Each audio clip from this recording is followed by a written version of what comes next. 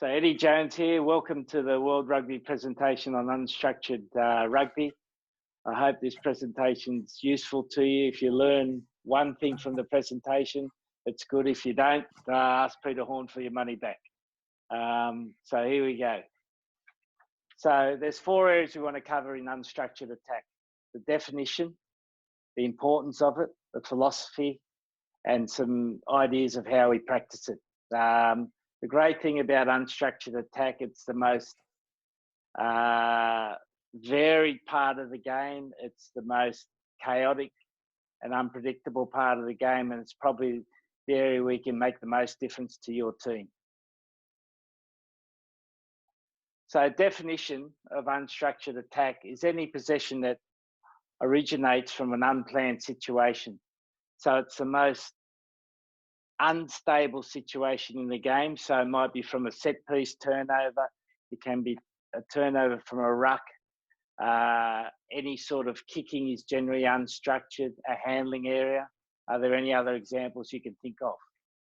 And so the basis of all of those situations, it's chaotic because you don't know where the opposition's defence is going to be or how they were attacking. And therefore you get a situation to take advantage of their instability. Okay, so we're going to look at some videos examples of these now, just some very simple ones. We use a few of England. So first one's from a set piece turnover. Line outs is an area where you can get a fair bit of turnover ball.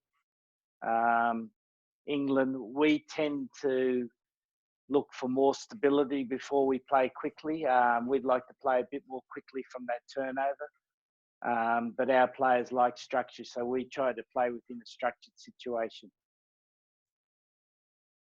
From a ruck or phase turnover, again, it's a greater chance to attack.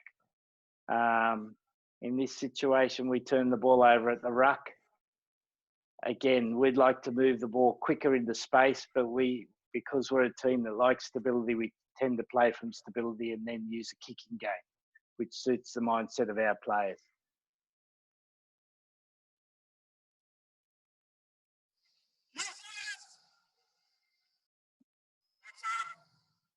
We get most of our unstructured possession from kicking, either contestable kick or long kicks. And again, we look to see how we can use the best talents of our players in this situation. So here we turn them around with kicking again. And the last one's from a handling area, where your defence can force attacking opportunities. Here we show some good sleight of hand and Itaje gets into space. So again, just some examples of how turnover ball occurs and how unstructured attack occurs. So I hope you've got a clear picture in your mind of what it is now. So the importance of unstructured attack is massive. For England, we're in Tier 1 tests, it's 60% of our possession.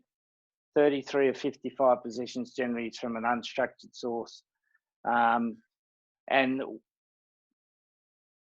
the 60% of that possession is your best attacking opportunities in the game. And therefore, it's massively important, guys. One of the important things about unstructured attack, guys, is to have a philosophy. Your philosophy must suit your teams. You know, and I've just listed some of them there.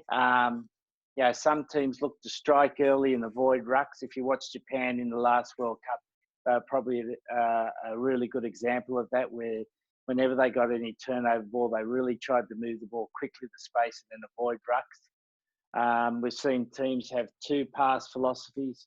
We've seen teams who look for the back space first. We've seen teams like England who look to win the gain line first and then attack. Or some teams like to settle back into their formation and then attack. But the most important thing is to have some guidelines for your players to attack from. Don't just say attack. You've got to give them some guidelines on how they should attack. And again, it's got to suit the strengths of your team. So team guidelines. So when you're working out your philosophy of how you want to attack, have a look at the strengths of your team. where does your advantage lay? If you've got a team that can move the ball quickly, you've got a great back three, play to that strength. If you're a more settled team like we are in England, then play to your strengths, get some stability back in the game, then attack from there. And the most important part of all of this is the practice. I see so many teams now when I go and watch them practice around the world where they're still practicing the majority of their game from set piece possession, whereas the majority of the game, as we've seen, 60% of the possession is from unstructured possession. So one of the two important parameters to look at are specificity and overlay. By specificity, I mean analyse the game, analyse the games that you play. Don't analyse Super Rugby games or Tier 1 tests, analyse the games you play and what are the most common episodes you get the ball. So, for instance, do you get the majority of your possession from kicks from a contestable kick or from long kicks, and make sure, therefore, in that week that you're playing that opposition, you practice those scenarios of how you get the kick. The second most important thing is if you want to improve in this area, you've got to overload it. So just like you go to the gym and lift weights, unless you keep lifting heavier, you don't get better at it. So how do you overload the practice of unstructured possession? You vary the time, space, and numbers. We have a weekly periodization of how we practice it. So on a Monday, we look to do more mental modelling of the key episodes. We might do some walkthroughs. Tuesday, we'll try to break it down into mini skills and then do it with real speed. No contact. And then Wednesday, we'll overload it with time and space.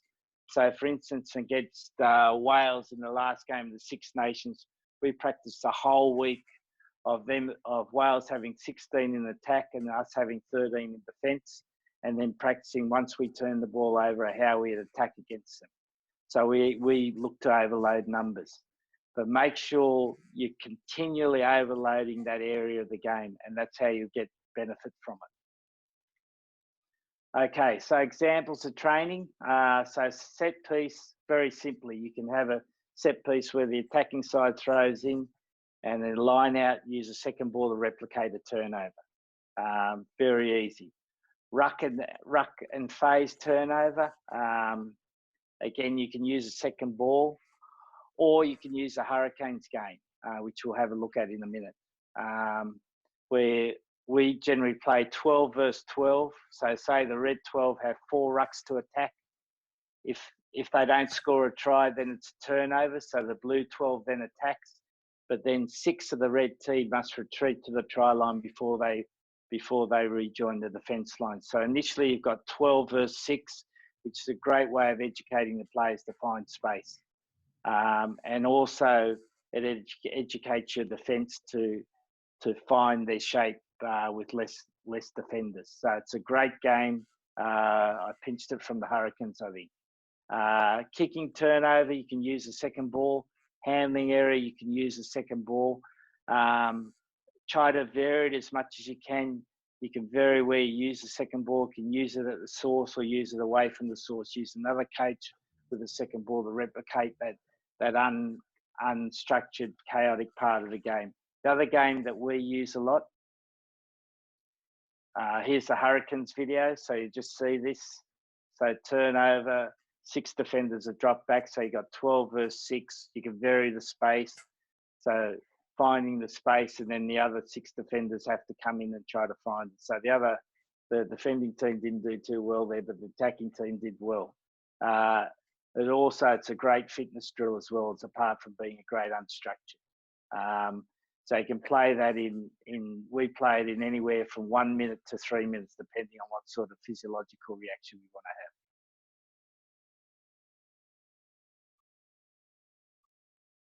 have. The Stormers game, we generally vary the numbers here. And what we try to do is replicate the speed of the game. So we have, it might start off with 8 versus 12 or 8 versus 8, depending on how we want to play. Again, we have 4 phases.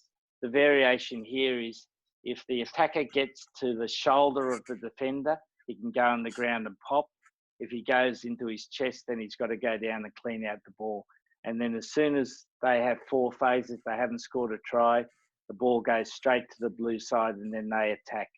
And what you're practicing here is reacting to the speed of the ball, reacting to the space in front of you. It's a great game for unstructured practice.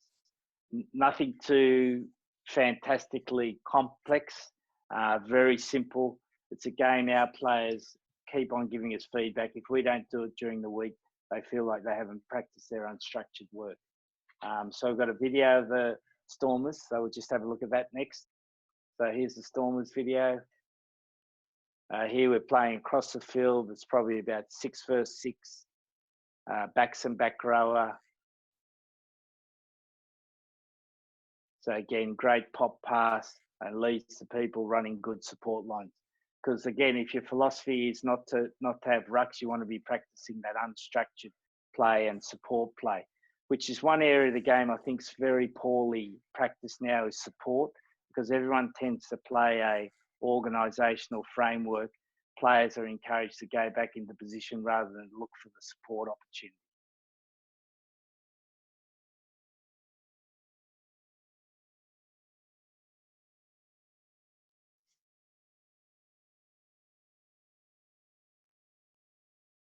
So last point, specificity and overload is again, just reinforcing what we said. Make your unstructured as specific as you can to that game. If you're playing against, say, you might be playing against Georgia, where you're not going to get particularly a lot of kick return. You might get a lot of turnover at the breakdown. Then practice that during your week. If you're playing against a high kicking side, work out what sort of kick they're going to do and then try to practice that as much as you can during the week. Make sure you overload unstructured practice. I can't emphasize that strongly enough, because unless you overload the practice, you won't improve. So that's a quick summary of unstructured attack. Why do we practice it? Because it's probably 60% of your possession. Remember, it's a chaotic situation. So what you're trying to do is give the players guidelines, a framework. You can't tell them what to do. All you're trying to give them is a framework of how to do it, and make sure your practice is as specific as it can, and make sure you overload the practice. So I hope, guys, you've got some ideas there of how you can practice your unstructured attack. So I hope it's been worthwhile. Thanks very much. Cheers.